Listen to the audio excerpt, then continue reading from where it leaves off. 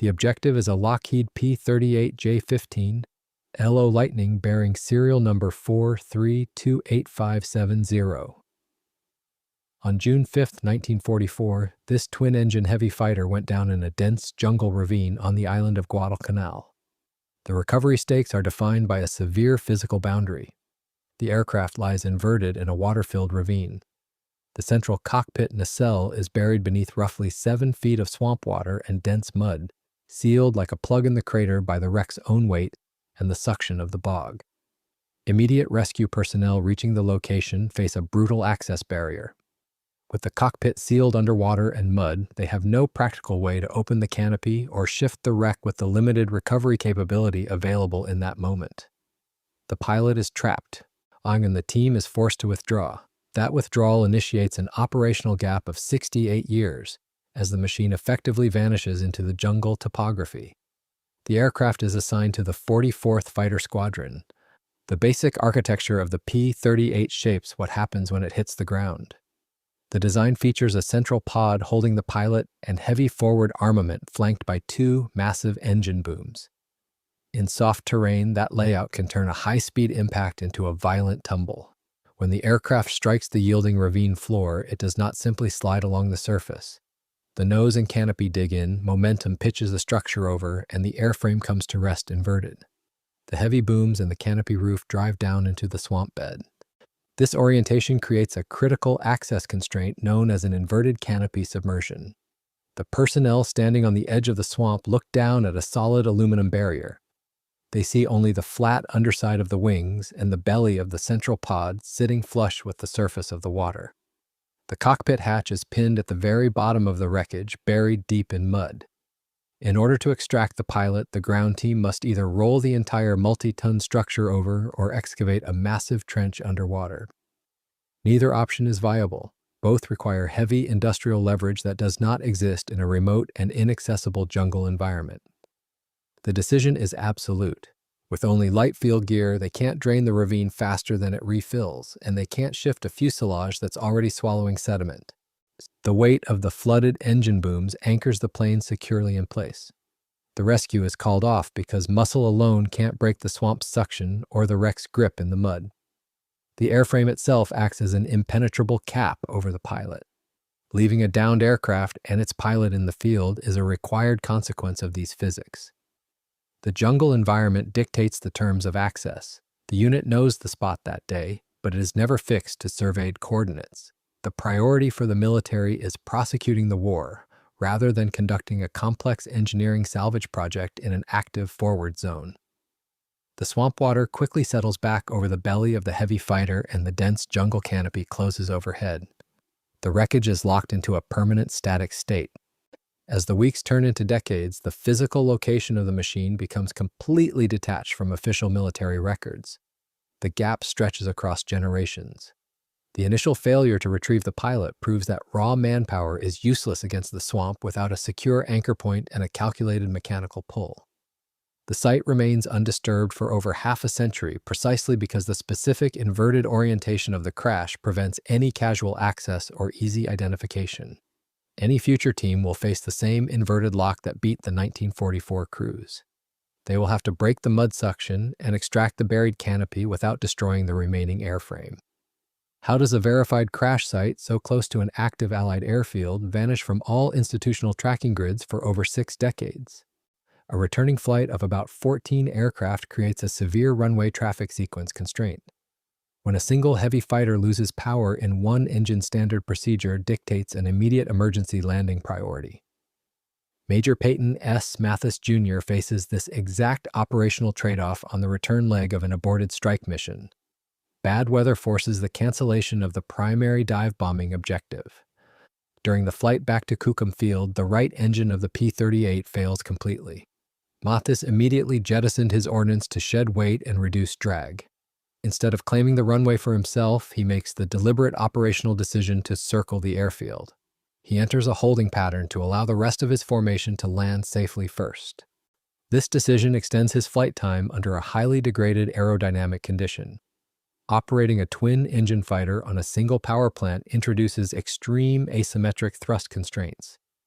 The dead side can become a brutal handicap if the failed propeller cannot be fully feathered, windmilling in the slipstream and adding heavy drag while the functioning engine continues to push.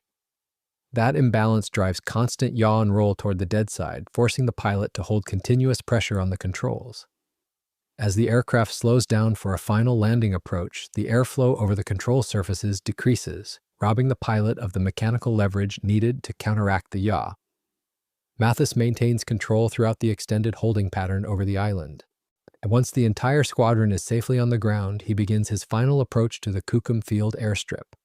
Low, slow, and heavy on one engine, the P-38 has almost no margin. In the final moments of the attempt, the aircraft loses control and crashes into dense jungle terrain roughly 6 miles from the airfield.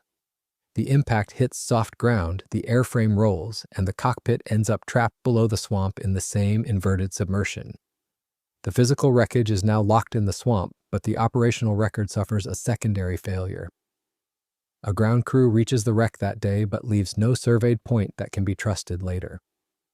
In a dense tropical environment, a distance of just 6 miles from a major military base is more than enough to completely hide a submerged aircraft.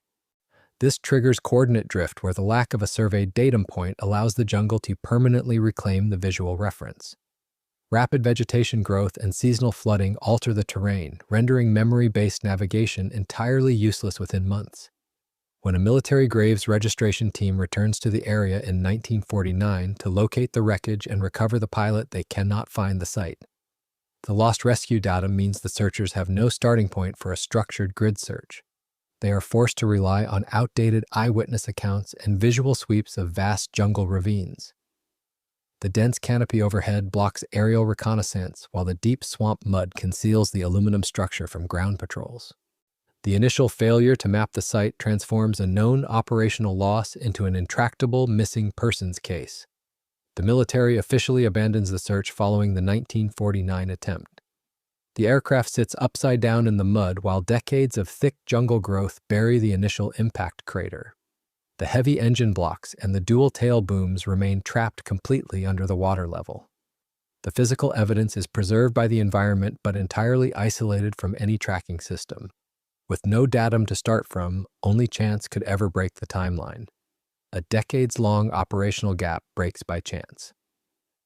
When a local farmer clearing land in the Lau Valley area strikes solid aircraft metal in dense brush, he initiates the final recovery sequence. Yet the jungle has hidden the site so completely that discovery does not come from maps or archives, but from a random collision with history.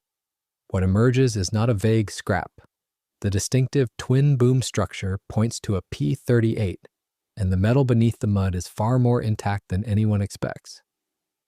In clearing the brush, the farmer opens an oxygen-poor freshwater vault. In oxygen-poor freshwater mud, corrosion can slow dramatically, and buried metal can survive far longer than anyone would expect in open tropical air. The deep bog reduces circulation, limits oxygen, and dampens the normal corrosion drivers that would otherwise eat the structure away. The swamp does not freeze time, but it can delay destruction long enough for a recovery team to find recognizable structure instead of powder.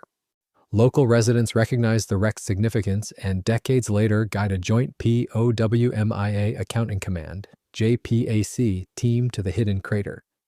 The moment the case enters that system, the rules change. Physical salvage is subordinated to forensic evidence protocols. The site is treated as a controlled excavation, and heavy movement of major sections is delayed until the cockpit area can be examined and documented under strict chain of custody standards. The priority is not saving the historic aircraft, but retrieving the missing pilot as defensible evidence. Moving the massive airframe before clearing the cockpit would destroy the spatial context of the site. The government team must treat the crater as a forensic scene, not a salvage yard. Water and mud are managed around the inverted central pod, and the level is lowered only enough to reach the trapped cockpit area without collapsing the surrounding basin. Sediment is removed carefully by hand and screened so that fragile evidence is not lost in the slurry. Step by step, the investigators recover the human remains and securely log them into the custody chain. This disciplined procedure yields a defensible identification. Laboratory analysts compare dental evidence and conduct DNA testing, including mitochondrial DNA matched to a maternal line relative of Major Peyton S. Mathis Jr. The forensic result closes the case with multiple independent indicators, achieved inside the muddy crater without ever lifting the aircraft. Once the forensic team secures the remains and documents the immediate perimeter, the strict government lockdown is lifted. The site is officially released. The primary anchor proof is verified and the missing persons case is completely closed. The military personnel depart the jungle, leaving the massive airframe resting in the exact inverted position it has occupied since the initial loss. With the forensic objective achieved and the site released, the local salvage team faced a pure engineering problem of extracting a multi-ton suction-locked airframe with zero access for heavy lift equipment. Attempting to extract a heavy fighter aircraft from a jungle ravine introduces a severe risk constraint. The local salvage team faces an isolated environment that limits access for cranes, trucks, and purpose-built recovery vehicles. Any physical extraction must rely on improvised lifting gear, careful rigging, and controlled leverage rather than simple brute force. If they miscalculate the required force, the massive aluminum structure will simply tear apart in the mud. The primary hazard complicating this plan is a severe waterlogged weight penalty. The twin-engine fighter is no longer just empty aluminum and steel. Decades of resting in a swamp allowed dense liquid sediment to completely fill every internal wing void, fuselage section, and engine nacelle. When a pulling force is applied to the exterior of the airframe, the internal mass resists movement, creating massive shear stress across the internal wing spars and thousands of structural rivets. That hidden load rewrites the extraction math, pushing required tension far beyond the aircraft's original design weight. This extreme weight is compounded by the geometry of the crash site itself. The original inverted canopy submersion dictates that the heaviest and flattest portions of the aircraft are perfectly sealed against the bottom of the mud crater. This creates a massive hydraulic vacuum effect. Before the aircraft can be moved up the hill, the salvage crew must first break the static friction of this mud suction. They cannot simply attach a single cable to the tail and pull. A single point pull against that level of suction would instantly snap the tail booms off the main wing box. To overcome this environmental lock without engine power, the team designs a manual block and tackle extraction. This mechanical advantage pull relies on a calculated network of heavy chain hoists securely anchored to massive tree trunks on the surrounding hill.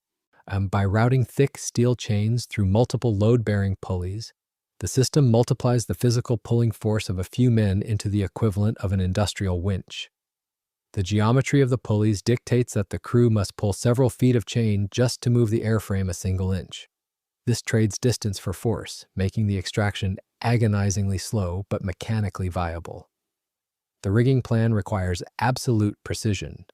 The salvage crew must distribute the massive pulling force across multiple structural hardpoints simultaneously. They carefully wrap heavy industrial straps around the strongest surviving elements of the wing roots and engine mounts. The load must be perfectly balanced between the left and right sides of the aircraft to ensure a perfectly straight drag path up the incline.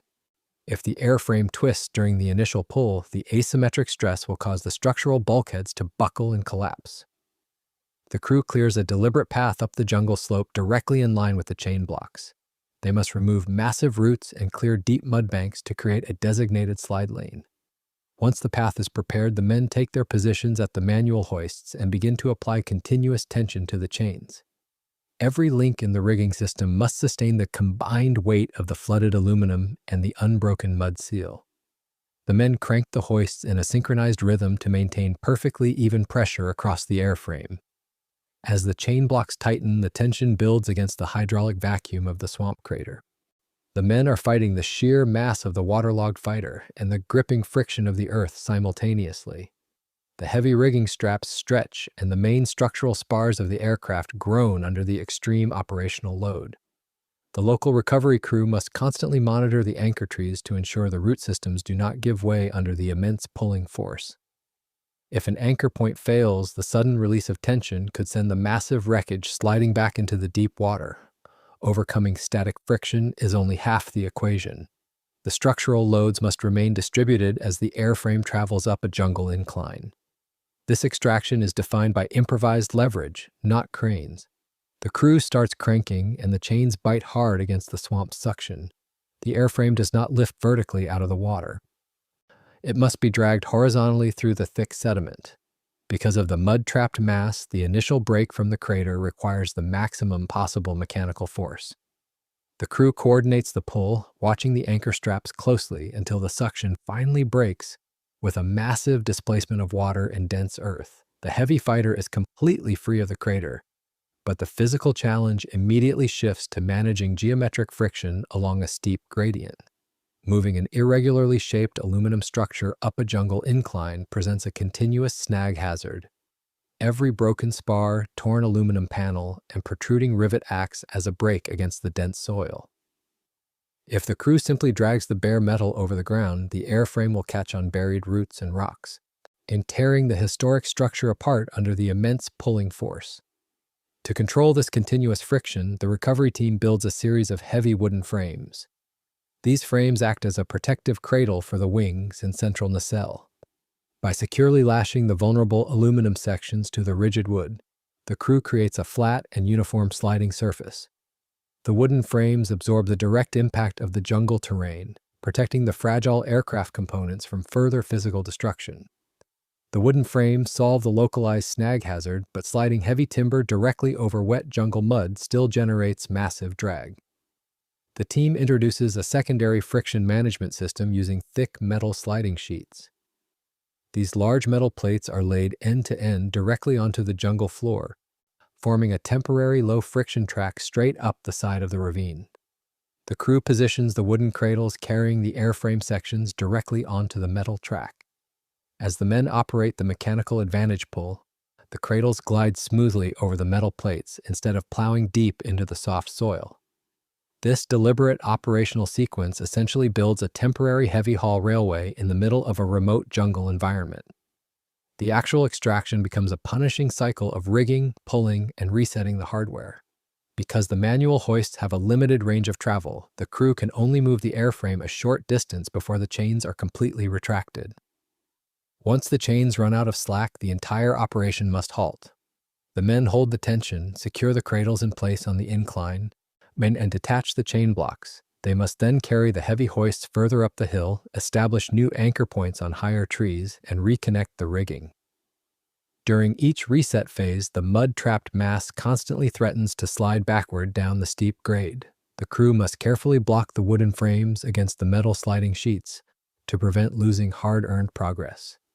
To safely manage the extreme weight on the steep incline, the team makes the tactical decision to disassemble the major structural components before the final haul. The heavy twin booms, the outer wing panels, and the central cockpit pod are carefully separated at their factory production joints. By isolating the components, the crew drastically reduces the required pulling force for each lift and minimizes the risk of bending the main wing spars. Each distinct section is loaded onto its own wooden cradle and hauled up the metal sliding track individually. The grueling process requires continuous physical labor and geometric discipline under the jungle canopy. Eventually, the massive aluminum components breach the top of the ravine and are successfully transferred onto waiting transport trailers. The airframe was out of the mud, but returning it to structural coherence required a deliberate compromise between its historical damage and its future stability. The physical recovery operation yields absolute verification of the pilot identity and secures the historic airframe, but the long-term survival of the metal requires a permanent engineering compromise. The crater work is documented step by step, giving the case its final defensible resolution. Laboratory analysis provides a confirmed biological match of the recovered remains. Major Peyton S. Mathis Jr. is officially accounted for, and the military administrative boards permanently close a case that remained unresolved for decades.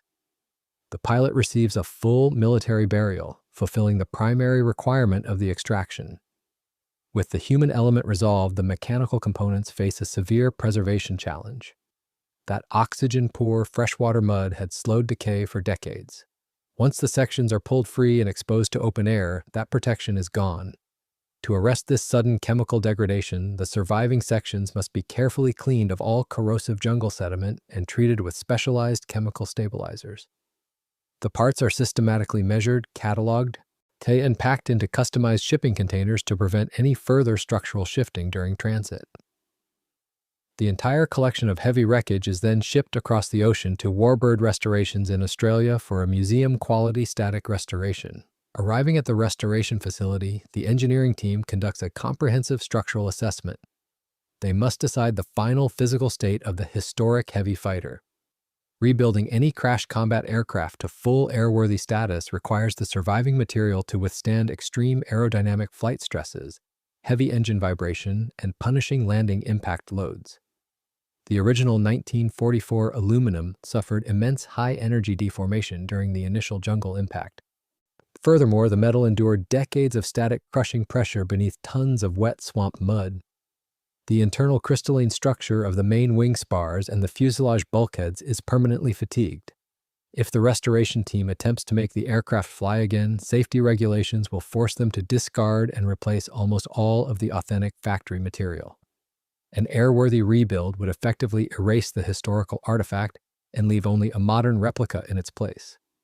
To preserve the original combat fabric, the engineering team commits to a static, non-flying restoration. Precision jigs re-establish the factory geometry, and new internal supports carry the load so that surviving wartime components can be conserved and fitted in place rather than forced to meet flight strength.